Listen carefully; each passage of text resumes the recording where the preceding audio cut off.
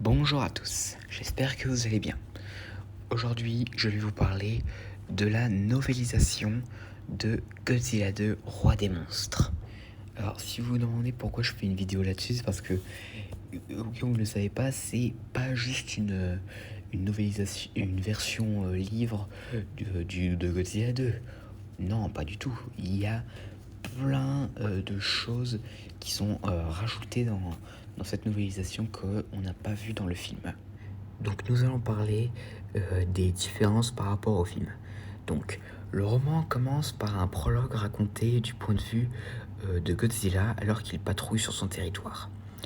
On note que Godzilla étant venu à reconnaître son environnement sous la base des sons et à mémoriser les contours même des continents qui l'entourent. Godzilla se souvient des sons qu'il a toujours entendus autour de lui dans les profondeurs. Percevant les baleines comme les grands nageurs, il reconnaît également que les mers sont devenues plus bruyantes depuis l'aube de l'homme. Les mers étant maintenant remplies de nageurs synthétiques artificiels qui laissent le pétrole dans leur sillage et entravent la capacité des baleines à communiquer. La séquence se termine lorsque Godzilla entend quelque chose qui ne devrait pas se trouver sur son territoire.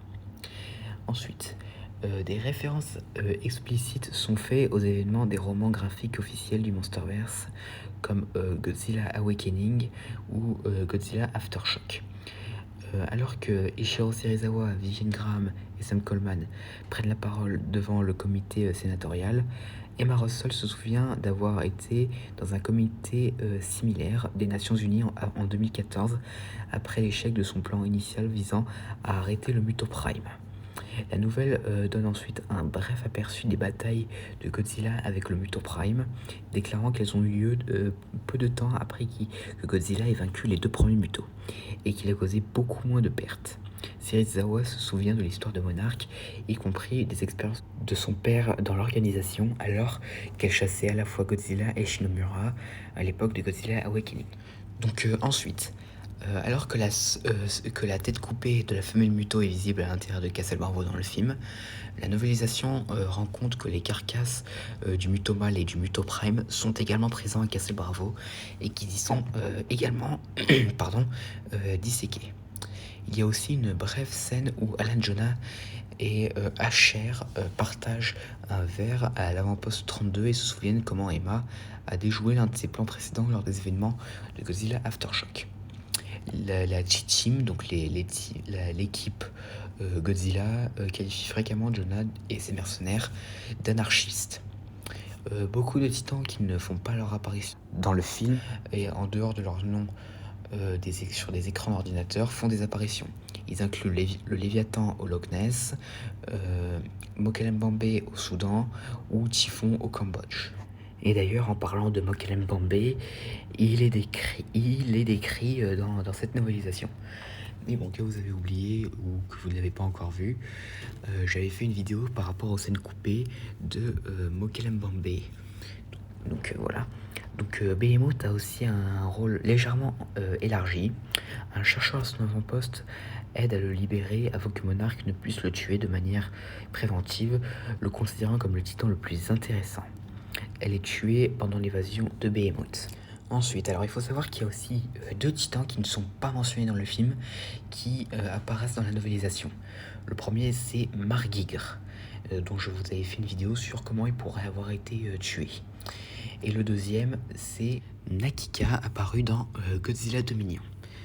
Mais il faut savoir que dans la novélisation, il n'est pas appelé Nakika, mais Kraken, parce que il n'avait pas de nom officiel à ce moment-là. Donc Nakika s'échappe d'un avant-poste de monarque anonyme dans l'océan Indien en trompant le champ de confinement, en lui faisant croire qu'il était mort. Il a une coquille triangulaire et a développé une fonction cérébrale dans chacune de ses tentacules. Alors oui, comme je l'ai dit, dans la novélisation, Nakika a une coquille, mais ce n'est pas le cas dans Godzilla Dominion. Alors selon Drone Johnson, apparemment cette coquille aurait apparemment été perdue entre Godzilla 2 et Godzilla Dominion. Donc ensuite, Iden Chen déclare que le nom de Mothra vient de Mosura, qui est le nom d'une déesse vénérée sur une petite île indonésienne qui signifie donneur de vie. Il y a une séquence sur Skull Island racontée du point de vue de Kong. Donc Kong patrouille sur son territoire, se souvient comment un autre titan s'est aventuré très près de son île, mais qu'en fin de compte, il n'avait aucun intérêt à le combattre.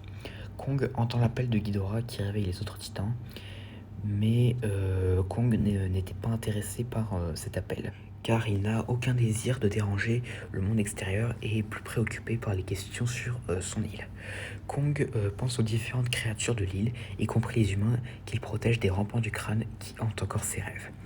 Mais alors que le sol se met à trembler, Kong se rend compte que l'appel de Ghidorah a réveillé plusieurs rampants du crâne qui ont essayé de quitter Skull Island, mais Kong ne les a pas laissés faire. Donc ensuite, Serizawa mentionne qu'il a un fils, donc Ren Serizawa, qui apparaîtra dans Godzilla vs Kong. Ensuite après, Largo perd le contact avec le sous-marin de l'amiral Stens lors d'une bataille avec Ghidorah et Rodan à Washington. Et il est suggéré que le sous-marin pourrait avoir été détruit. Cette scène avait d'ailleurs été filmée pour le film, mais ça n'avait pas été utilisé. Dans le film, les seules indications du facteur de guérison de Ghidorah sont sa régénération de sa tête coupée au Mexique et la guérison de ses ailes à Boston. Mais dans la novélisation, il a dit que Ghidorah guérit continuellement des blessures qu'il a subies lors de sa dernière bataille avec Godzilla à Boston. Il est aussi dit que des Leafwing de Skull Island ont quitté Skull Island pour se rendre à Boston après la défaite de Ghidorah, avec les titans qui sont arrivés trop tard pour aider ce dernier. Et on ne peut en voir que brièvement des Leafwing voler derrière Behemoth et Godzilla au cours de cette scène du film lui-même. Il est aussi dit que Methuselah avait, au temps du Moyen-Âge, détruit un village et s'était endormi à l'endroit même où se trouvait le village.